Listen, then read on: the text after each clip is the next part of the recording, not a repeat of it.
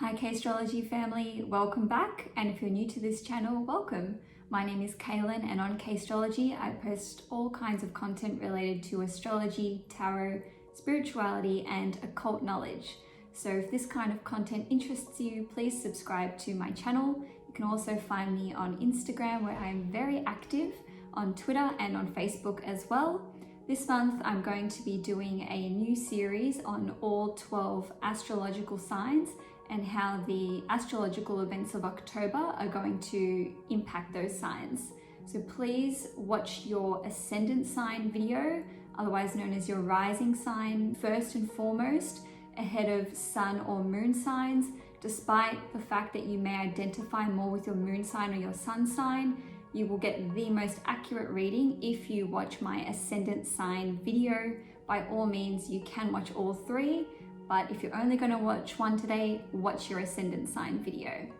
So for the month of October, it's pretty jam-packed full of lots of things going on. The most important one, I think, is that we're starting to feel the effects of the Mercury retrograde pre-shadow period, which is always about 2 weeks-ish before Mercury actually stations retrograde. That will be on the 14th of October. But you'll definitely be feeling those energies from the beginning of October. You might even feel that from the end of September. I've certainly been feeling that myself. And anyone who's a Gemini rising or Virgo rising, sun or moon, you will feel that more strongly than anyone else, as will Scorpio for this month.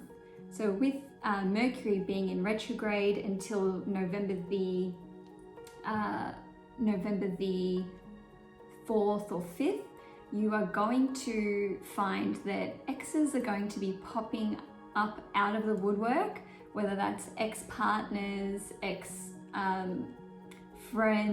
or people who used to be in your life. It doesn't have to necessarily have ended on bad terms, but you'll just find that people start messaging you out of the blue or calling you out of the blue to catch up or just to chat. And that's going to have a big impact on wherever you have Scorpio in your birth chart. That is where Mercury will be transiting. For the rest of the month, we will also be seeing Pluto turning direct on the 4th of November, and we're going to see 2 full moons this month, a full moon in Aries on the 1st of October and a full moon in Taurus on the 31st of October. And in addition to that, Venus will be in Virgo for almost the entire month. And we've got a couple of other things happening in the month as well. So enough of the preamble, I'll get into the individual videos now. So make sure you are watching the right video for you. And like I said earlier, you can definitely watch all 3 for your sun, moon and rising. Hi Capricorn, sun, moon and risings. Thank you so much for clicking on this video. I hope you guys are excited for the month ahead. I do have great news for you guys. Your ruling planet Saturn has finally turned direct. It stationed direct on the 28th of September.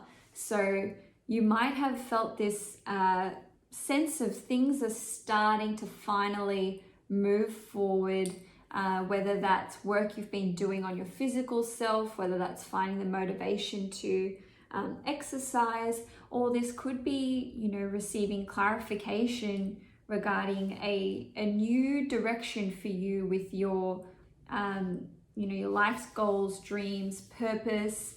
It could be career related. When it comes to the first house, it's you in totality. It can honestly be how you feel about yourself emotionally, especially if you're a Capricorn moon.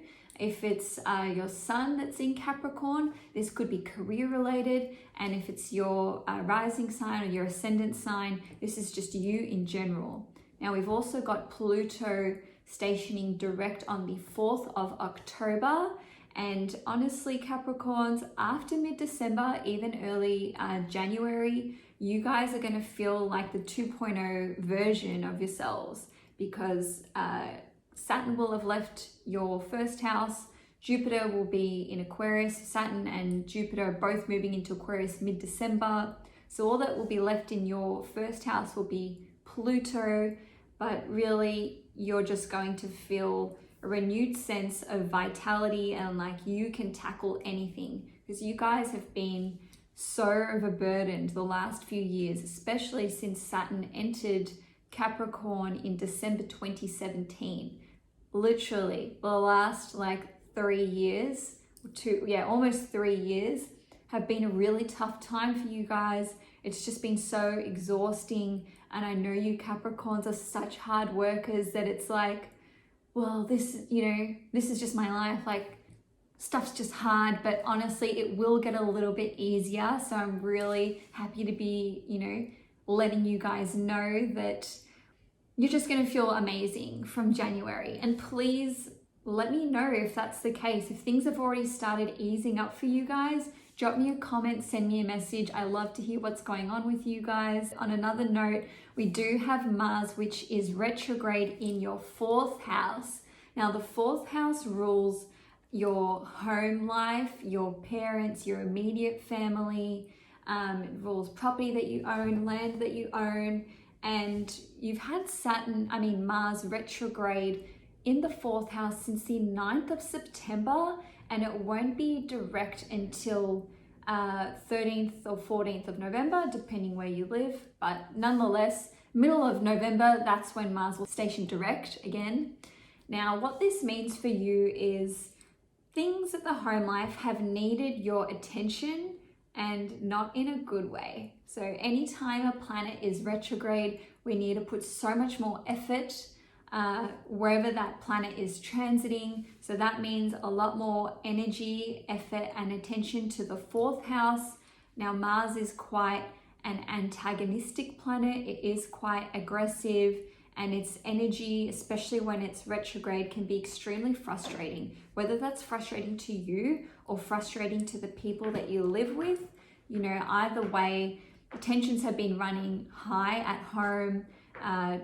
Tempers are short. Your patience is like this small. Honestly, what little patience you guys have right now, it's draining. And unfortunately, with the full moon in Aries, which is on the 1st of October, you might find that, there's some kind of climax. There might be some sort of release with these tensions that have been running high. It's actually not a bad thing, because, when you're in this pressure cooker situation where, no one's like addressing the issue or talking about the elephant in the room, having some almighty argument break out can actually just like cleanse it out of the system and purge it out. And, considering it's conjunct Chiron, which represents like an emotional wound that we've had since we were born, it could be in anything. I won't explain it in this video because otherwise I'll just get lost on a tangent. But all I'm going to say is you might actually have some kind of epiphany which is related to resentment that you hold towards your immediate family or your parents. And this might actually dislodge something to do with your 1st house. I'm sorry, my cat has just decided to start eating his kibble. Please ignore it. I'm not going to edit this. Like, I can't. This is like the 5th time I've started this filming, this video. But anyway, this epiphany that you have in relation to your family may dislodge something that has been emotionally blocking you in the 1st house, because it is squaring this Capricorn stellium. So, drop me a comment. I'd be interested to know what this full moon dredges up for you guys. In any case, it's not like it's, going to last, an argument that's going to last weeks and weeks and weeks. It's just going to be like a short, quick burst, and then it's done. So moving right along, we have Venus in Virgo, and that is going to transit your 9th house from the 3rd of October until the 28th of October. Venus changes signs every few weeks, so it's honestly not a big deal. But wherever we have Venus transiting, that is where we can enjoy ourselves, where things can go smoothly, where things can go well, and where we can even receive some support from others. So the 9th house is related to rules over your higher education, and I don't mean like high school. I mean if you are studying at university or college, tertiary degree or whatever it is, or even like a master's program, anything that is higher education related will go smoothly for you guys, whether that's a project that you're submitting, or whether that's just having a lot of guidance from a professor, a teacher, or a mentor. Now, the 9th house also rules the higher mind and philosophy, so you might actually enjoy some philosophical discussions with people who have a lot of wisdom and a lot of knowledge to share with you. You could also enjoy reading about such topics, reading about philosophy, any kind of enlightened material. You could enjoy learning about religions, whether that's your own or other religions, or spirituality. Basically, you're expanding your worldview at this time.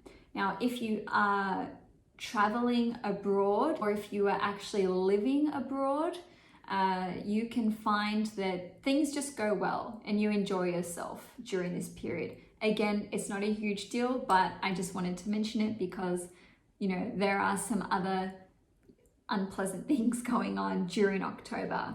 Now, you have a new moon in Libra, which is transiting your 10th house, and that's happening on the 16th of October.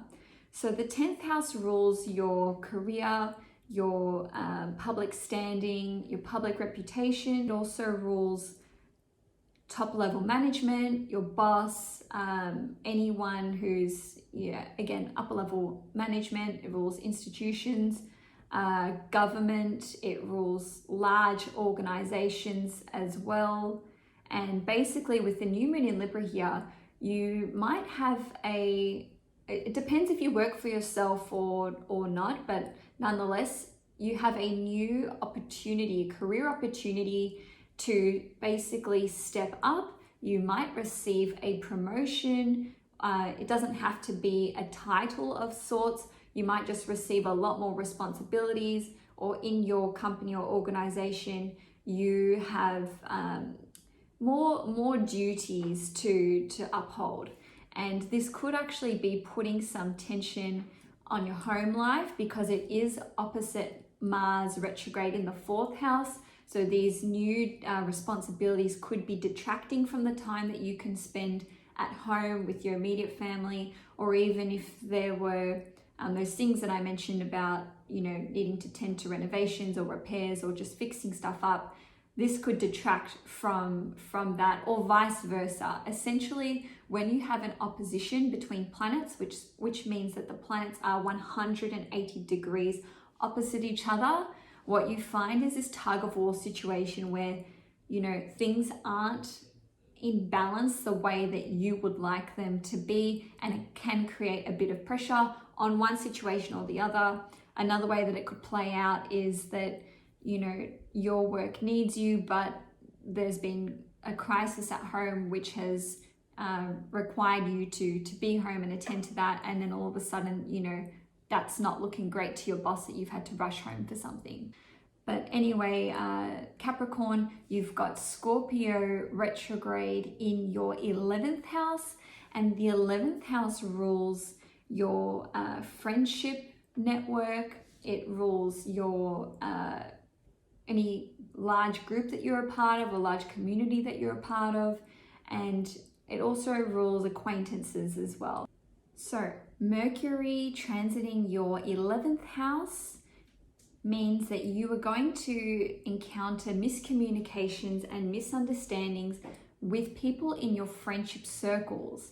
Now, it could also be anyone in a community that you're a part of, or any larger group that you're a part of. Wherever Mercury is, this is where people are not understanding one another.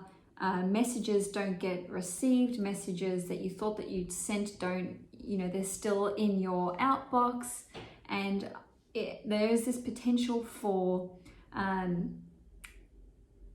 a little bit of underhandedness to come up. And the reason for that is Mercury in Scorpio as a transit deals with secrets. And when it's retrograde, it can be secrets that are divulged, secrets that are shared with you, whether that's someone telling you a secret or you telling someone else a secret. But regardless of how it plays out, this information can come back to bite you or the other person. It could be that, there's something that's shared about you that goes through the rumor mill with your friendship circle or your wider acquaintances, like people in your peripheral. So just be careful that whatever you say to someone in your friendship group might be shared on, and then it's a he said, she said situation which you don't want to be dealing with. It doesn't even have to be anything malicious. It could just be a comment that you make in passing that gets taken the wrong way, and when the person who the comment was said about hears it, they're like, oh my God, like, why would you say that about me? Like, that's really uncalled for. And this can work both ways. So if you find out something that was said about you and it's not directly from the source, it doesn't come from the person, when I say confront them, it doesn't have to be a showdown. Just approach them and be like, hey, this has come to my attention. It doesn't seem like something that you would normally say. I just wanted to hear it from the source, so please explain. Anyway, moving right along, if you work in IT or you work in a large interconnected system, just be really careful about privacy and information being hacked. There's definitely a potential for someone to hack a private database and for information to be compromised. And obviously, if you're the person that's in charge of that system, then that's going to fall back onto you. So make sure that passwords are protected and that the fortress is locked down, so to speak, because Scorpio energy likes to dig into things and research and uncover. So someone might be digging into this private database that you're manning or that you're in charge of. Now, lastly, Capricorn, we have a full moon conjunct Uranus in Taurus, and that is on the 31st of October on Halloween. And this is transiting, or this full moon happens in your 5th house. Now, the 5th house rules creativity, it rules your hobbies, passions, it also rules children. So if you have children, in particular, the 5th house pertains to the firstborn child. Now, whenever we have Uranus involved in a transit, it sets the stage for something unexpected or something totally shocking to occur. It doesn't mean that it has to be something bad. Shocking doesn't always mean negative. It can be shockingly positive. But in any case, full moons represent release. They represent culmination, coming full circle, and it can also be a time for celebration as well. Now, how this can play out is that you find out you are unexpectedly pregnant. Yes. If you've been wondering, go and check. And if you are, good for you. I'm kind of curious, if that happens, let me know. Or don't, because you don't know me. I get it. Now, you could be releasing a creative work, a project, or a new business, or otherwise some sort of artistic endeavor. It could be a new website. It could be that your business is going live. Now, how the Uranus unexpected element can play out is that you have to suddenly launch this project before you thought it was ready, so it, you know, gets launched prematurely. Someone could, you know, put a lot of pressure on you to release it, or honestly, it could happen accidentally. You know, your website's not ready, then you accidentally publish it. I know I've done that.